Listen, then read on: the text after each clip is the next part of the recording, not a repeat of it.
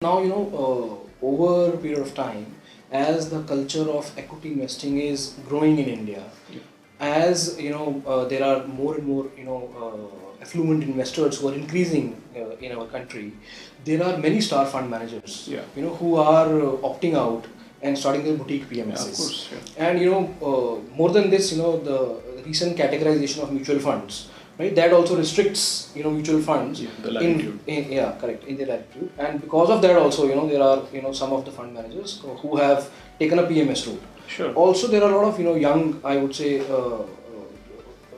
research guys, right, who can today opt for a PMS route by just taking a license. It just costs 5 lakh rupees. So it has led to multiple PMSs. More than if there are 44 or 45 asset management companies, there are more than 60-70 PMSs. Yeah, there are more actually. Right, there are absolutely more, right? So from the perspective of an investor, when he has to choose between an institutional PMS like Motilal or ASK or a boutique PMS, right? There are many there. So what are the 3 or 4 points that an aspirant equity investor should look for while selecting amongst the entire bouquet of products?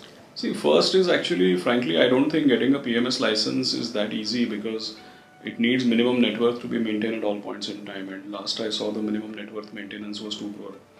And obviously you need to be a well-set organization with compliance officers and the systems and the processes and dealing operations and of course investment management capability, and more importantly intensive customer service kind of systems. Sure. Right. Plus you need very strong auditors because you are supposed to audit the client's accounts and provided them audited statements, etc. Sure.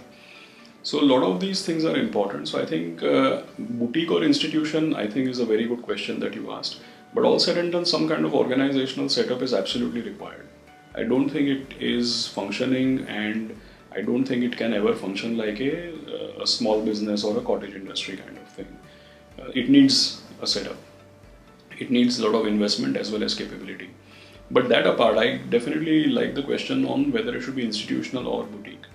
So while we have a big brand name, but actually we ourselves treat or see ourselves as a boutique. Because we are overall, if you see the house, whether it's mutual fund or PMS, we are only equity. Within equity, we are a single philosophy company. So we don't do growth and value and cyclical, contrarian, blah, blah, blah. We have only one type of thought process. We bucket it by large cap, mid cap and multi cap, but basically we buy quality companies and hold for 5 years. That's the thought process, right? So we identify ourselves more closely with a boutique because we don't do fixed income, we don't do multiple types of products. We slot our products very in a proper niche. I feel that boutique, so that's what my clarification about us is, but I don't have any preferences of boutique or institution for a simple reason that in this what matters is that, what is the skill or passion of the portfolio manager, how good is the portfolio manager, what is the track record.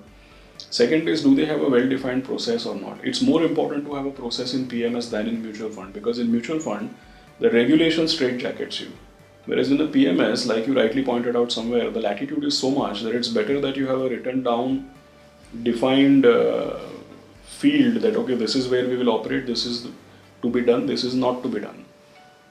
So I think that the experience, the strength of the processes, I think those things are extremely important. Now, very simple point, a lot of people had launched PMSs, but they were trading and churning.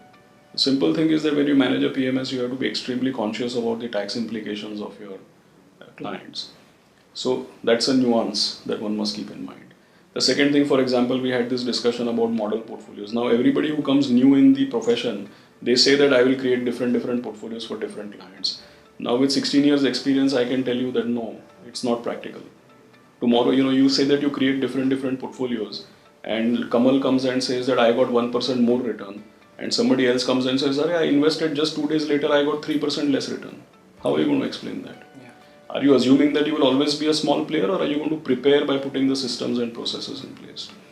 So I know that there are certain, with a lot of experience of running for so many years, we understand what kind of setups are required, what processes are required. When you are a small business, some things are possible, but when you become slightly larger, all those things are not to be conducted in that manner. So I'm pretty sure that there are very bright people who can perform very, very well, but I don't think it can go beyond a point without a organizational setup.